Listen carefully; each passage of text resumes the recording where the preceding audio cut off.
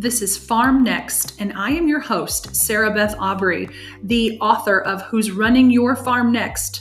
5 Steps to Develop and Coach Your Next Generation, and the founder of Elevate Ag, the peer innovation network.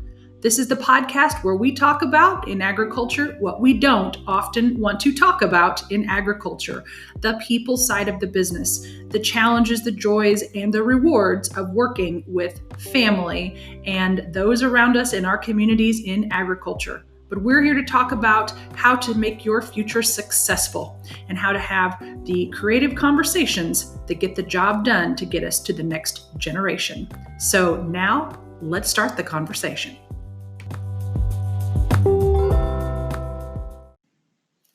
Hey out there. So hi, it's Sarah Beth Aubrey, your host here for the Farm Next podcast, as well as the author of Who's Running Your Farm Next? 5 Steps to Develop and Coach Your Next Generation. And if you haven't already gotten the book, it's on Amazon. It's on Kindle as well as paperback. So head over there and you may find that some of the points that we talk about will be handy for you if you like to read on your tablet or like I do with a paper copy. So hope you'll check it out and find that useful. I've gotten several comments about it in the last few weeks, and that is what we are talking about, not the book itself at all, really, just the topics that are in there that I hope are really relevant to you, and I have thinking that they are. So as we started last week with episode 3, we're in episode 4.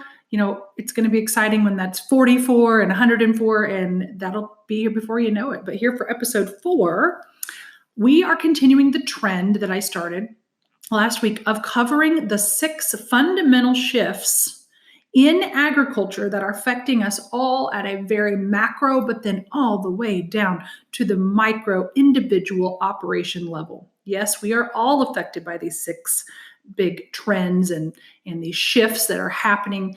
And my purpose in starting with this, as I shared last week, and got some really good comments about how, it's a great time of year to reflect on where you're going. We've had a rough year in agriculture as a rule here in the States. So it's a good time to say, where do we go from here and why do we really need to pay attention to these kinds of shifts? And I encourage you to foster your own answers in this, because obviously it's a podcast. I'm here to share my opinion gleaned from years of experience and conversations that I have every day, but this information is for your reflection. And it's for you to say, how does this apply to me? The big message I want to get out to you, though, is that it does. How it applies exactly is unique, but these things are things that we don't get around. And this is not just a statistics lesson, although some of my big shifts, and the one we're going to talk about today, have some statistics in there. But you're hearing from an ag comm major, so that's not my strength. But what is understanding the way that people interact to get work done. And when you start to take all these facts as a whole, anybody, including an ag comm major like me, who is not strong in that area, not to say other ag comm majors aren't, please don't write me and tell me I'm saying that. This one's not, as those of you who know me are going, no kidding, Sarah. It's not to say that these are not important facts from a statistical perspective. They are. What I'm telling you is if I can take a look and add these things up and go, oh my gosh, when you put all these out in front of you in a line, this is a big impact. And it impacts every operation, no matter the size, the number of generations involved, or where they are in their successful transition. So that's really what I want to get to here. I want to point these things out to you so that you can apply them to yourself. So let's get into that today. And again, big 6 fundamental shifts in the industry that I think we need to be aware of so that our operation is still here in another generation and more. Last week, real quick, we covered the massive transition in current leadership in land. And I'm not going to go over that. You're welcome to listen to it. Grab episode 3, and I hope you do. This week, our next move, where we're headed here, is the changing face of labor. And this is not just about your task-oriented labor, your operations labor. This also includes your leadership and executive labor. And so we're going to talk about a couple of really interesting things that are happening with your labor pool, or as I like to call it, your talent pipeline. And kind of take some notes here, because there's a few things that some of you are probably going, oh yeah, we've not been dealing with that. That's why this time, year end, is the time to begin to look at these. So let's get into some of the facts I want to present for your consideration. Okay, major shifts happening regarding labor. And let's just first talk about the one that everybody knows because everybody complains about. And it is good labor at all levels is very difficult to find. Now, everybody says that no matter who the employer is. But in agriculture, we've got some really unique challenges. One, we have most of us live in rural areas. Although those of you who live very close to and abutting urban areas and having urban sprawl have really unique challenges with labor as well. And those of you who live in very rural areas, those issues are related to things like it's difficult to find workers to entice them out to the location where you live, or they may want to move away, or their spouse cannot find perhaps an equally, corresponding job, or they can't find childcare. But a lot of you who live closer to more urban areas or areas where some really nice economic development growth has happened, your challenge is competing with employers who pay better, have air conditioning 100% of the time, have all these snazzy big corporation benefit packages that you may or may not offer and be needing to offer. And so it's really challenging. And then it's also just a lot of things that we all deal with, like safety. You can't just hire the kid down the road because he used to, his grandpa grew up on a farm. I mean, maybe that's great if you can find that, but maybe it's not, because people need training to operate the systems and equipment that we have today. And they have to be serious about it, and they have to be intentional. And so we really have to be careful in finding labor at both the executive and the operations level. But let's talk about this. This is a common problem we all have. The agcareers.com, they did a survey. They do a lot of surveys, and one I'm mentioning here, 100 agribusiness managers. So these are not necessarily farmers. These are company people, but you're competing with them too if you're at the farm, and don't mislead yourself to think that you're not. This survey said that 70% of the people who reported, around 100 agribusiness people, said that HR issues involving competing for the same workers and how to set themselves apart was their number one challenge. Now, as a grower, I bet many of you are going to cite the exact same issue with regard to personnel. So it's a common problem that we can definitely share and commiserate about across the industry. And actually, that's why in some of my Elevate Ag peer groups that I lead, and for those of you who are looking for that peer-to-peer experience where you learn from the other people who do what you do in a private, customized setting, that may be something to take a look at. Message me about it. But in those groups, one of the things that we're exploring is partnerships. And just how do these things work? How can we best work together? And I don't mean private. I just mean in their minds, like what partnerships are you pursuing externally that makes sense for your businesses? And how are you looking at organizations outside of your own that are your suppliers, perhaps, that are your, and other individuals and organizations down the road across the country where you can partner on these issues. So it's definitely a huge topic. So obviously the appeal of labor-intensive jobs, high seasonal hours, when compared with regular hours, comprehensive benefits, and climate-controlled work environment make us tough at times to hire. Does not make the problem go away or the need go away either. But let's continue to talk about how labor is changing. You knew that first problem, right? Okay. Understanding, number 2, I think, is understanding how to recruit, retain, and work with and communicate with workers from outside the U.S. Now, this has not been uncommon with a large segment of our industry. Take a look at dairy or some specialty crops. But those of us in the row crop side of the business, or smaller and smaller operations of any flavor, are finding that is a source of labor that is more appealing or is just becoming a necessary thing to look at. But navigating regulations, recruitment, and language barriers is an absolutely new experience for many of you. And that piece of the labor pool is not going away. And it's a change that's going to affect more and more of you. And that's one I really want to hit on for some of you. Do you really need to take a look at where that's going to be with for you in even just a couple of years. So that, do you have someone right now that has a second language besides English as one of their capabilities? Could you have in just a couple of years, if you're sending a young person to college right now, is there, and you think they're coming back to at least some portion of the operation, is there a reason that they may not want to do some internships, not at home every darn summer, but outside the US to grab some second language experience? Wow. Okay, let's keep talking about these shifts in labor. The other one is a lot more feminine than you might have thought before, too. So here's a couple of points to make around this. We just talked about hiring workers from other countries as a possible solution for some of you that you may not have used before, but may be facing. In developing countries, in the developing world, where some of these outside country workers could be sourced from for you, women are the labor force. It's not uncommon. Reporting from the Food and Ag Organization gives you statistics like this. They say nearly 40 to upwards of 70% of the actual farm labor are the females conducting the work. That is a little less likely here or in other developed countries, probably a lot less likely if we're frank. But as you begin to look at that type of pool, do you have a maternity plan for your harvesters, your tractor drivers, your milking technicians? Yeah, right. Some of you do who've been dealing with these things for a while, but a lot of you are going, oh my gosh, that's not even something that's on my radar. Consider yourself informed. It is on your radar. And it's really something that you want to think about. You may hire in the next generation more women to do general farm labor tasks than males.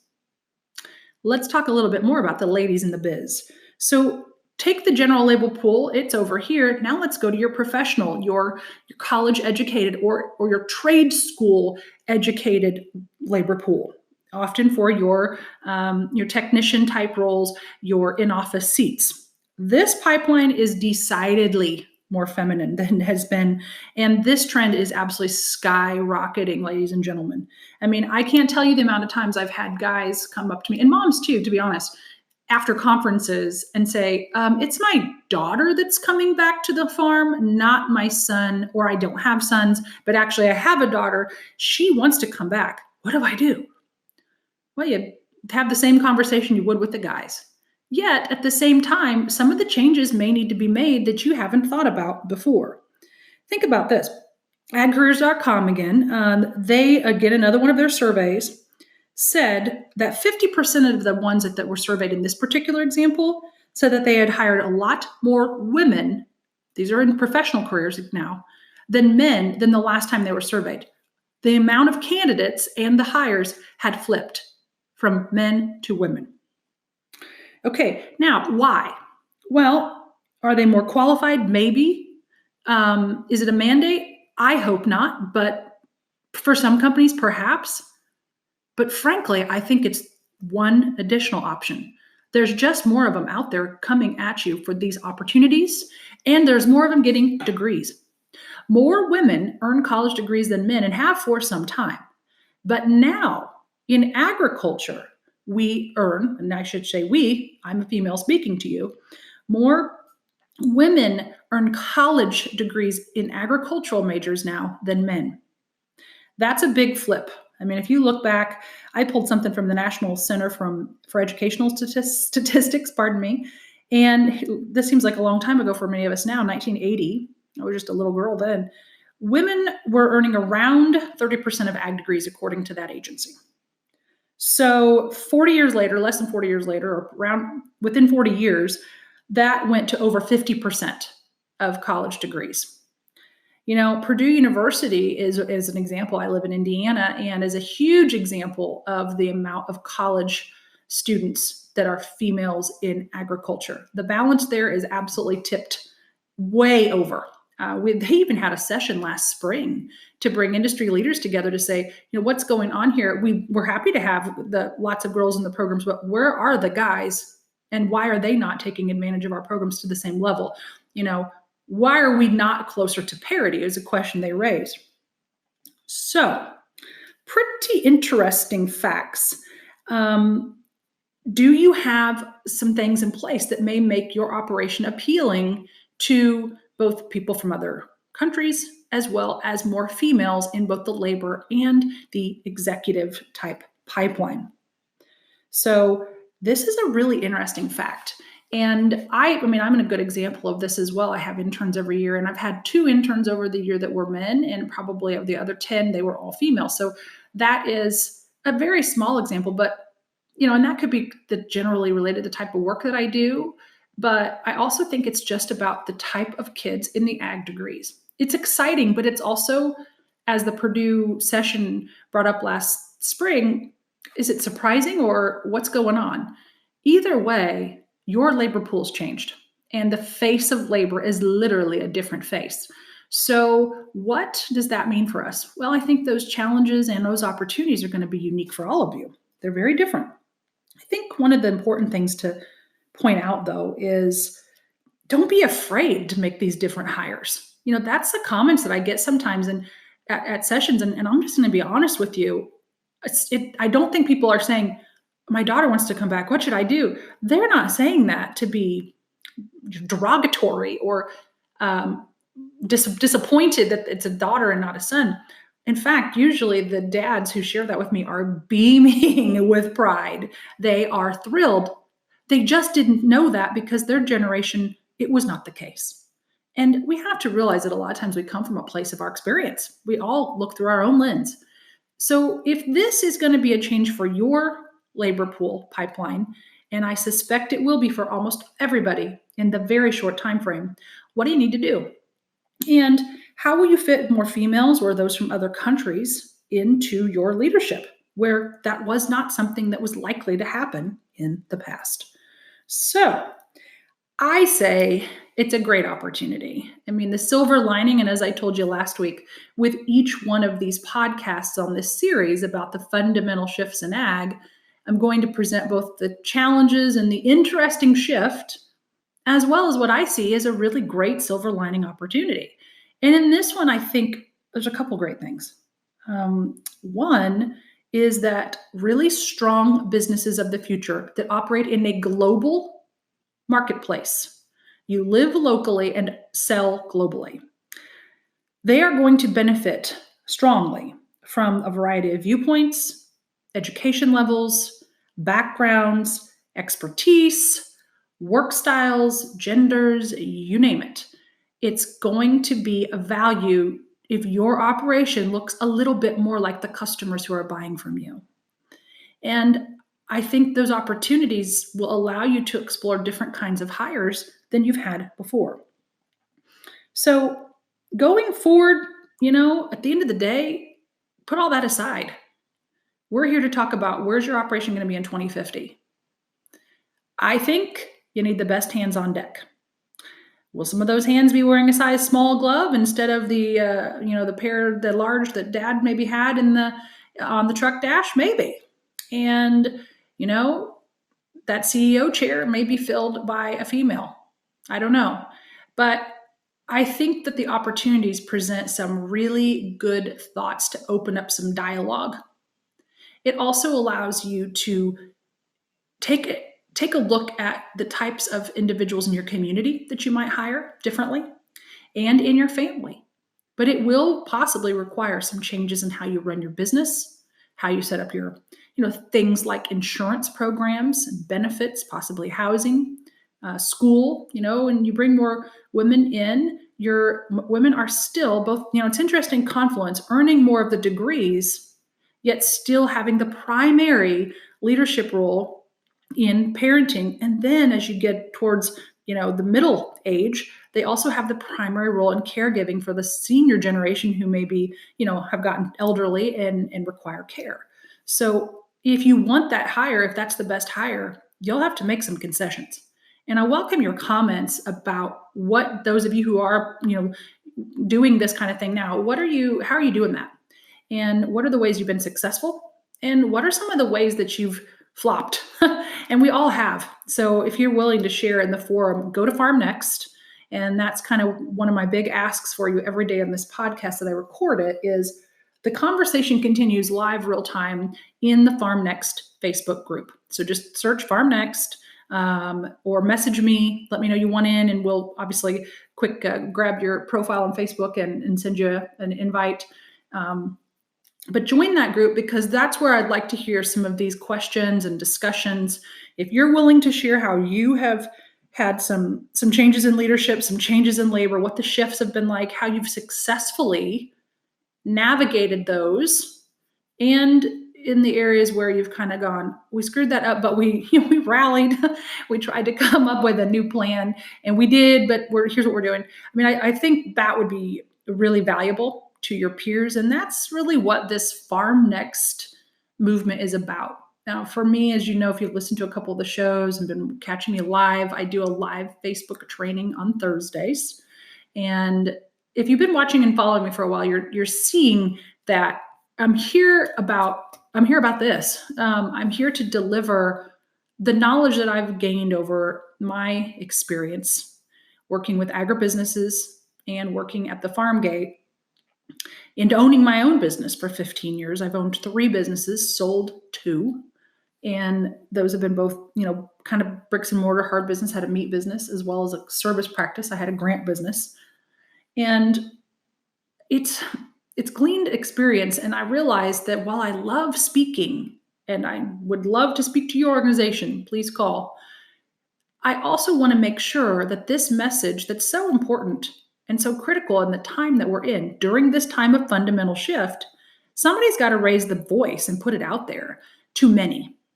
And so I am taking on the challenge of the challenge for me, probably not a challenge for a lot of you listening, and I welcome your help and advice, but be kind on the advice, because this is so new to me. If you would, I do love good feedback that's valuable, though. Encourage it. Thanks. But we're here, my small team and I, to talk about the things that agriculture doesn't talk about. And this topic today of the changing face of labor is one of them. We grumble about things that we don't want to do and hiring and that stuff in back rooms, but then there's also neat opportunities, as we just shared. So this Farm Next movement, with the book that I just wrote, which I really invite you to grab, with the Facebook group, the live shows, this podcast, and the digital online and training programs I'll be sending your way for your consideration soon, are all in an effort to get this important message, get some training, get some conversation started, and get some changes happening, and help do that at a one-to-many level. So I'm learning stuff that I don't do very well. I'm getting on here and I'm figuring out this podcast app, and I'm hopeful that we'll continue to make it better and sound cooler. And I'm figuring out the live show. I've got a new toy. I've got a light ring that I'm going to try for this week's show. Hopefully that looks better. Although being 44 in an HD is not my favorite idea. Ashley, if you're out there, maybe you can help me with a filter of some kind. I'm trying that. I'm obviously going to be doing what I do, speaking, coming to an organization near you as well. But this forum is important. And in 2018, I, really took some time to take stock of where my career was. And I realized I had some really great opportunities, but there was only one me. And thank goodness, right? I know Carrie, my husband, would absolutely concur with that. But the message I have needs to be to more people. So here we are on a podcast today, talking about today's topic of the changing face of labor and how that fundamental shift in agriculture is going to affect us all in our own unique ways. So I hope you will have enjoyed this conversation today. I hope you will join the Farm Next Facebook group so we can continue the dialogue live in real time when you've got your phone in your hand, as we all do frequently. And I hope you will share it. That's, I guess, the other thing is the marketers that I've been following to learn about how to do this would tell people to share. So, okay, please share. The podcast is available at a variety of the platforms on the Google, that's on Spotify. It's going to be on the Apple iTunes podcast and some other places. So share the podcast and obviously subscribe if you would, so that you can get the updates delivered to you. You may really want to for the foreseeable future, as we're doing the 6-part series on the fundamental shifts. So we just completed here today, number 2. And if you like the content, like to read instead of listen or both, like I do, I like some daily emails in my inbox. Once a week, we will send out a blog on the current week's topic. So message me or, let us know, go to the website, and we will get the blog delivered to you directly if you'd like things by email.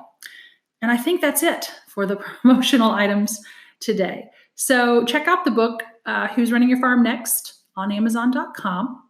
And be sure to engage with me and my team as we are building this community. I would love to hear what topics are most important to you, ideas that you have that you're willing to share.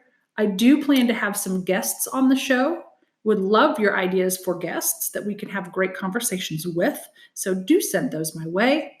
And until then, I encourage you to stay positive, stay engaged, and think really hard about who's running your farm next. Thanks for listening.